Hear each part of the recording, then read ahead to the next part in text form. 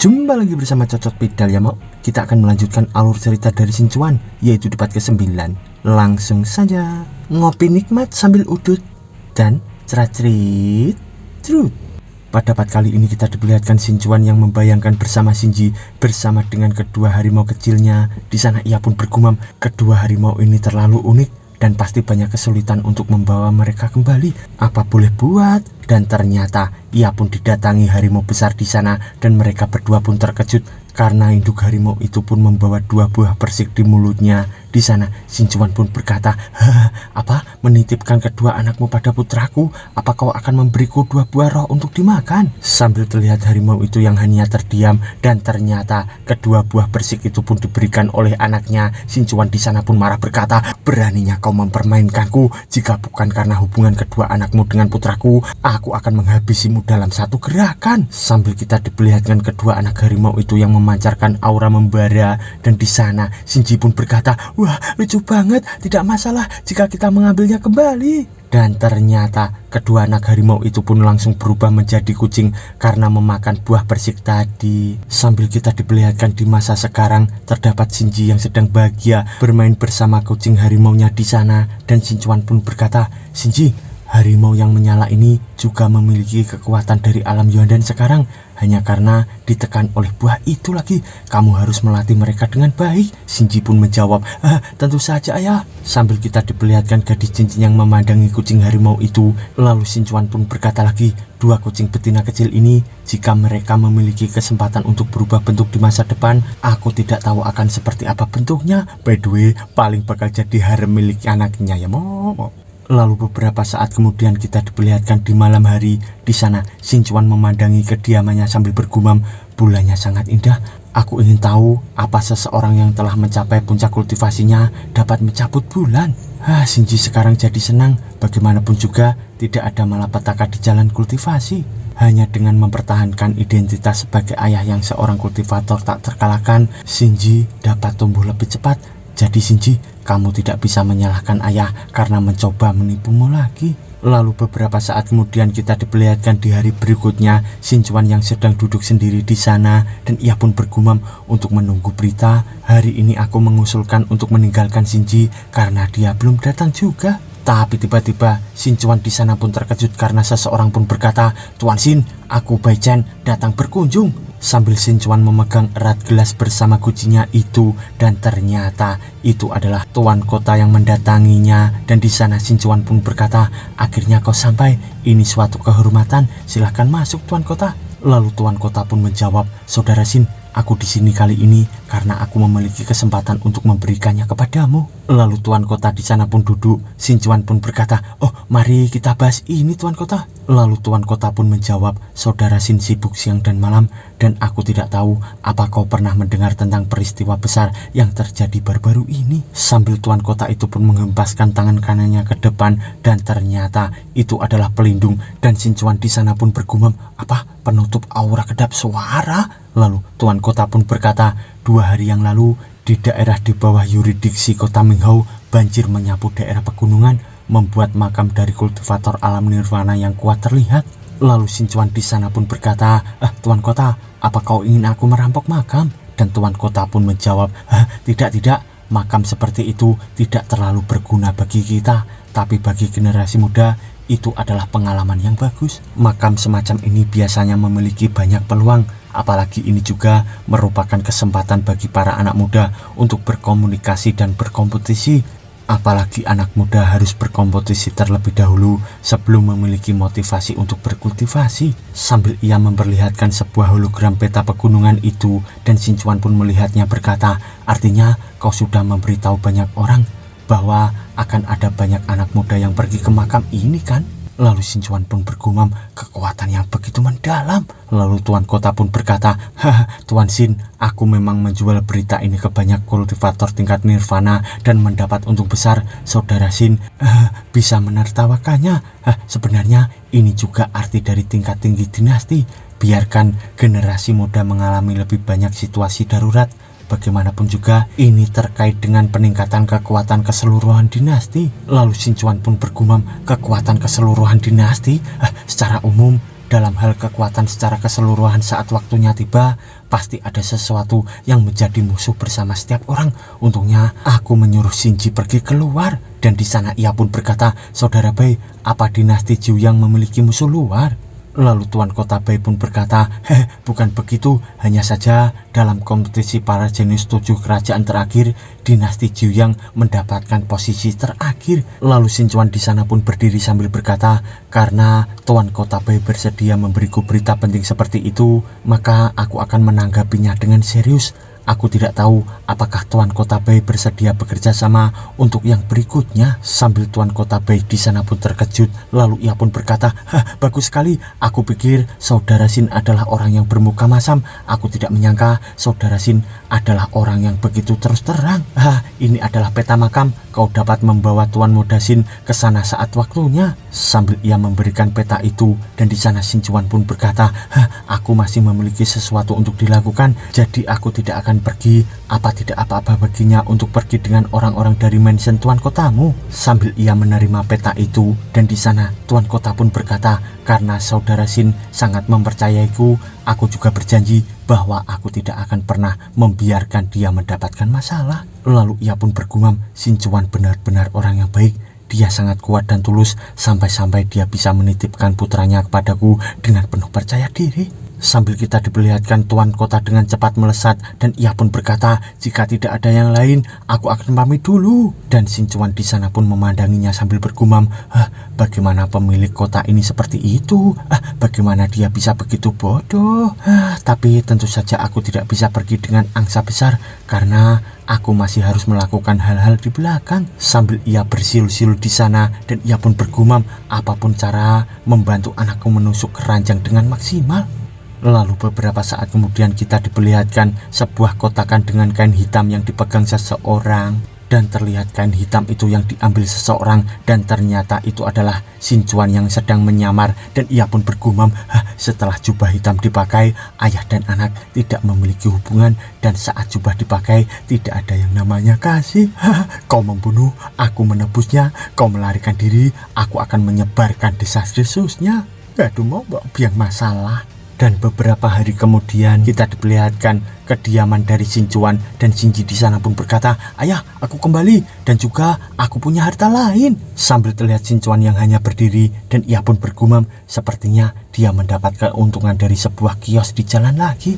Namun bocah ini hampir setiap hari kembali dengan keadaan seperti ini. Bukankah ini terlalu berlebihan? Sambil ia pun hanya terdiam, tapi dalam diamnya ia pun shock di sana sambil bergumam, "Bisakah kau berbagi keberuntungan ini dengan ayahmu? Aku pergi keluar 3 kali sehari, dan aku malah belum melihat harta karun." Sambil ia mengelus kepala Shinji itu, dan di sana Sinchuan pun berkata, "Luar biasa." Dan ia pun bergumam, "Penggerek padi cukup untuk menggosongkan toples nasi, raja keberuntungan cukup untuk mengosongkan peluang kota utama.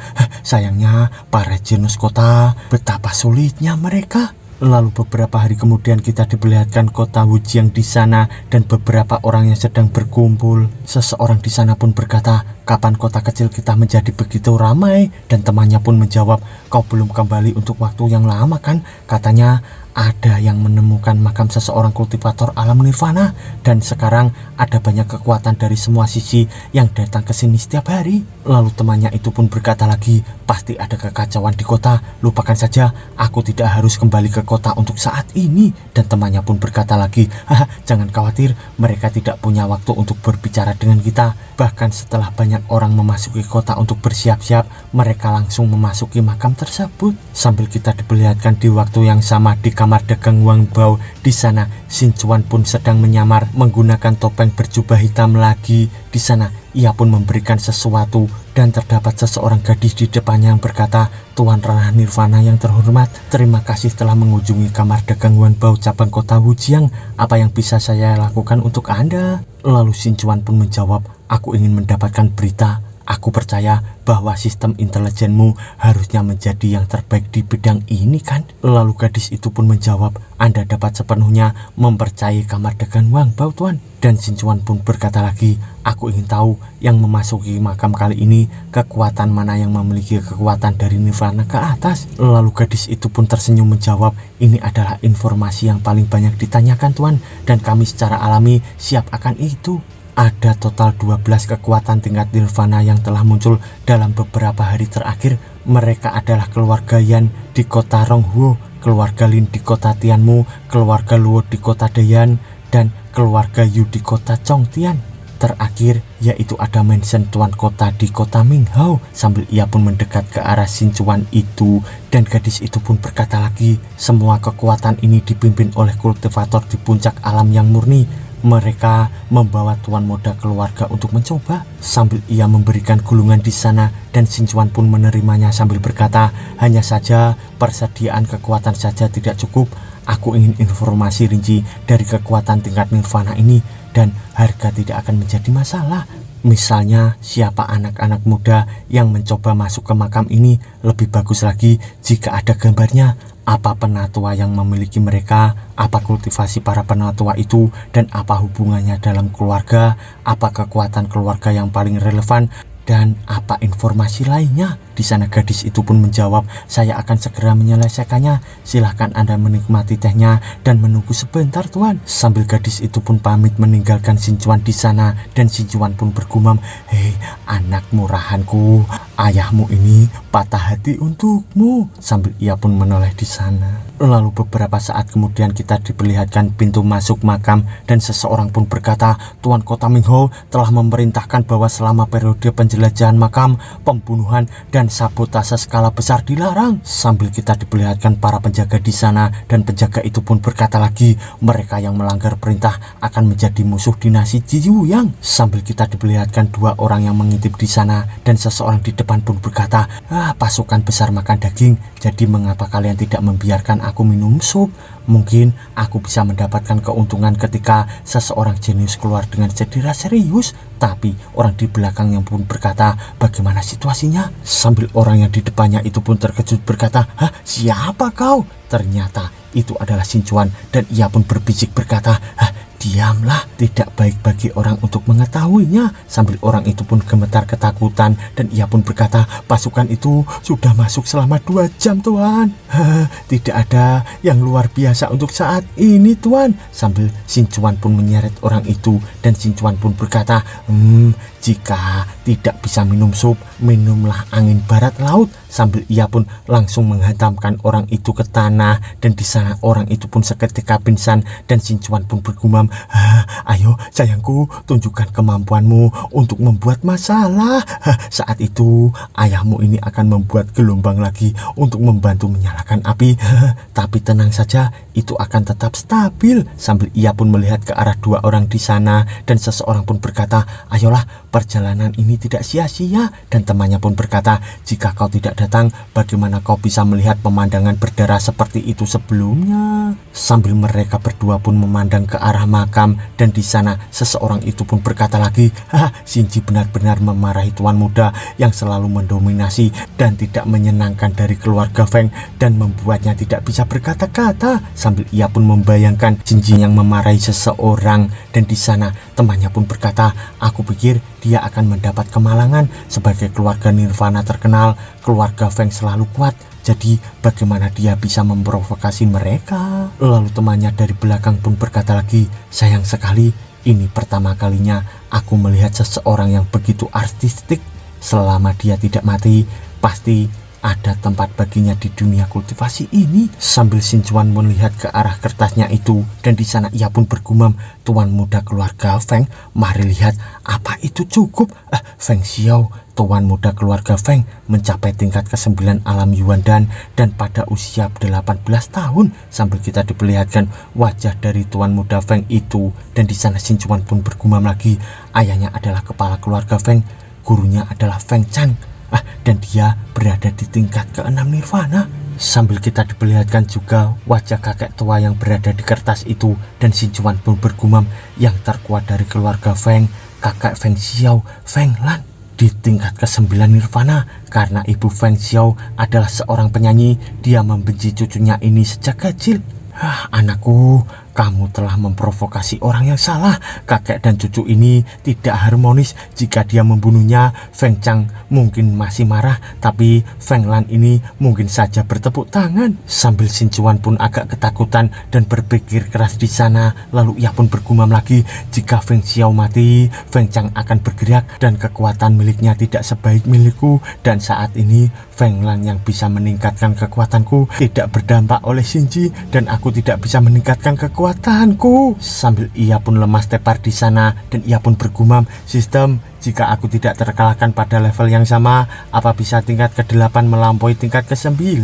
Sambil sistem di sana pun muncul bertuliskan, setelah kultivasi tuan rumah ditingkatkan, sistem akan memastikan bahwa tuan rumah tidak terkalahkan di alam yang sama dan secara teoritis dapat bertarung di atas 3 alam kecil. Sambil Xin Chuan pun memandangi sistem itu dan ia pun bergumam, jadi intinya jika basis kultivasi lawan lebih tinggi dariku dan punya harta yang kuat serta seni bela diri, makna mendalam dari keterampilan augmentasi lainnya, atau jika dia juga tidak terkalahkan pada tingkat yang sama, aku akan kalah. Sambil ia pun masih tepar membayangkan musuh yang akan dihadapinya, dan di sana ia pun berkata, tidak, aku tidak boleh kalah, bahkan tidak menang.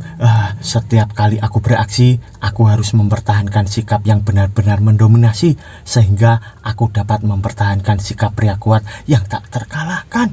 Xinji baik hati, bahkan sedikit pengecut.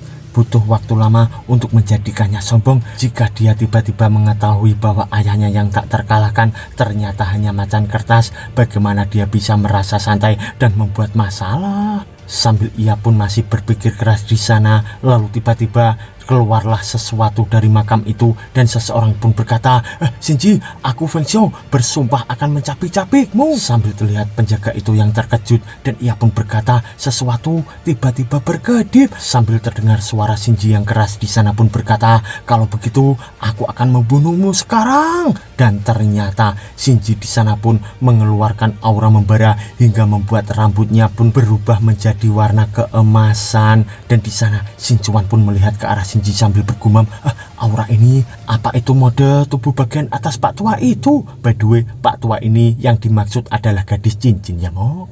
Lalu Xin Chuan pun bergumam lagi, secara umum warna rambut dari orang yang kerasukan akan berubah menjadi warna rambut dari orang yang merasuki. Apa pria tua itu berambut pirang? Tapi tiba-tiba Xin Chuan di sana pun terkejut sambil berkata, apa empirisme membunuh? Apa mungkin selama ini tebakanku salah? Bukan kakek tua yang ada di dalam cincin itu, tapi pria pirang yang tampan. By the way, empirisme yang dimaksud mungkin pengalaman membunuhnya ya mo. Jadi mungkin si MC yang ngelihat kalau yang di ring kurang pro membunuh. Sambil Xin Chuan memandangi Xinji yang melesat dengan cepat dan ia pun bergumam lagi, tidak, itu terlalu terbatas, mungkin saja itu kecantikan pirang. Jika demikian, mungkin penipu itu adalah istri anakku. Sambil ia membayangkan di masa lalu yang sedang melihat ke arah monitornya yang berisi video Surya Momo. Di sana ia pun bergumam, benar saja wanita cantik adalah guru pencerahan terbaik bagi remaja.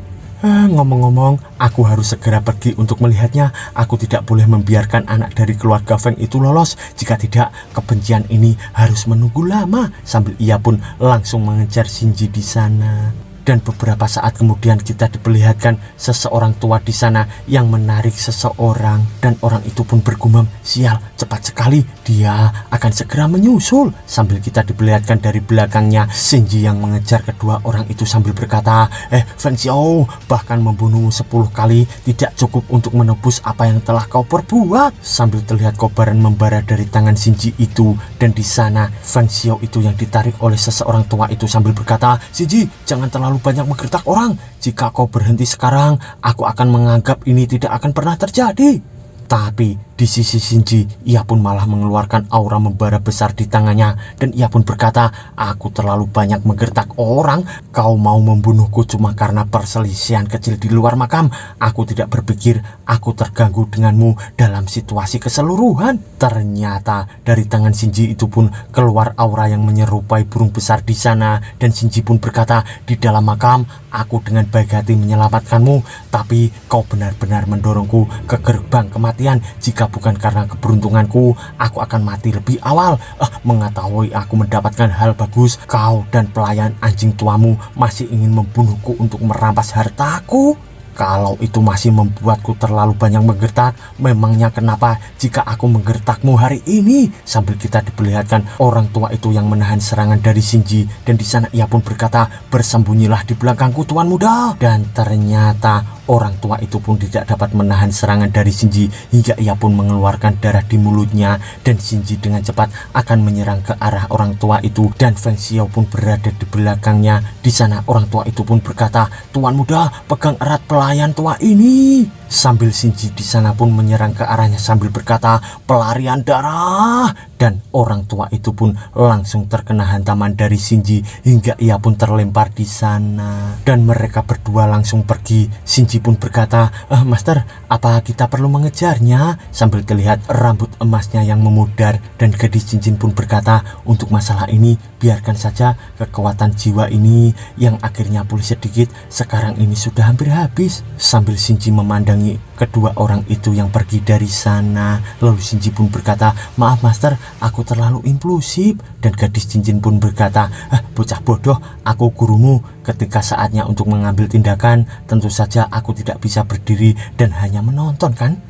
Terlebih lagi, jika sesuatu terjadi padamu, aku tidak akan bisa menjelaskannya pada ayahmu. Di sana, Shinji pun hanya terdiam. Lalu ia pun berkata, harusnya aku menjelaskannya kepada ayahku kan? Apa aku membuat masalah untuk ayahku lagi dan mempermalukan dirinya, master? Sambil gadis cincin itu pun malu-malu, dan ia pun bergumam, dia juga menyentuh bagian atas kepala Shinji dengan cara yang sama, dan aku juga menyentuhnya. Bukankah ini sama saja dengan memegang tangannya? Lalu tiba-tiba Shinji di sana pun berkata, omong-omong, master, ayahku masih di sini kan? Dan di sana gadis cincin pun berkata, apa? Ayahmu ada di sini? Sambil ia pun makin malu-malu. Dan di sana Shinji pun mendekat berkata, master, maksudku, ayahku kan begitu kuat. Dia pasti ada cara untuk membantumu memulihkan kekuatan jiwamu kan? Lalu gadis cincin pun menjawab, jangan pikirkan itu, dia tidak akan melakukan itu. Lalu Shinji pun berkata, mengapa master? Dan gadis cincin pun menjawab, apa kau masih ingat apa yang dikatakan ayahmu malam itu ketika kau dan dia sedang bertengkar? Dia sudah membuatnya sangat jelas. Pada saat itu, aku akan mengajarimu untuk menjadi orang yang kuat, dan kau akan membantuku untuk bangkit kembali. Itu adalah kesepakatan antara kita berdua. Sambil ia membayangkan Xinchuan yang ganteng di sana, dan gadis cincin pun berkata lagi, ayahmu sudah menyatakan posisinya saat itu, dia hanya saksi dari kesepakatan kita. Lalu Shinji pun berkata, aku tidak mengerti master, karena itu kesepakatan antara kita. Apa peran saksi ini? Akan lebih baik ayah membangkitkanmu saja kan? Lalu gadis cincin pun menjawab, dengan kesaksiannya, kita berdua secara alami tidak boleh melanggar perjanjian. Jika aku tidak membangkitkanmu kembali setelah kau menjadi lebih kuat, aku tidak yakin apakah dia akan menghukummu. Di sana Shinji pun hanya terdiam. Lalu gadis cincin pun berkata lagi, tapi jika aku tidak mengajarimu dengan baik atau meninggalkanmu, aku takut aku akan menjadi lebih buruk dari diriku sekarang. Lalu Shinji di sana pun dengan semangat berkata, master, jangan khawatir, aku pasti akan melakukan apa yang aku janjikan. Aku tidak akan pernah mengecewakan mereka yang memperlakukanku dengan baik. Lalu ia pun bergumam, bukankah itu karena guru diancam oleh ayah? Lalu gadis cincin pun berkata, ya, aku tahu hatimu. Kalau tidak, aku tidak akan menerimamu sebagai murid saat itu. Tapi tiba-tiba terdapat tuan kota yang melompat di hadapan Shinji, dan ia pun berkata, bagaimana? Apa kau baik-baik saja? Di mana Feng Xiao itu? Sambil Shinji di sana pun terkejut berkata, master, dia kabur. Dan beberapa saat kemudian kita diperlihatkan di kedalaman hutan yang rimbun di sana, dan terdapat sebuah ledakan. Ternyata itu adalah Feng Xiao bersama pelayan tuanya. Dan Feng Xiao pun berkata, bajingan jalan itu, Paman Lu, bagaimana keadaanmu? Dia tidak akan bisa menyusul kita lagi kan? Lalu Paman Lu di sana pun menjawab, jangan khawatir, aku mengubah arah terbang setelah melemparkannya, jadi dia seharusnya tidak bisa mengejar kita.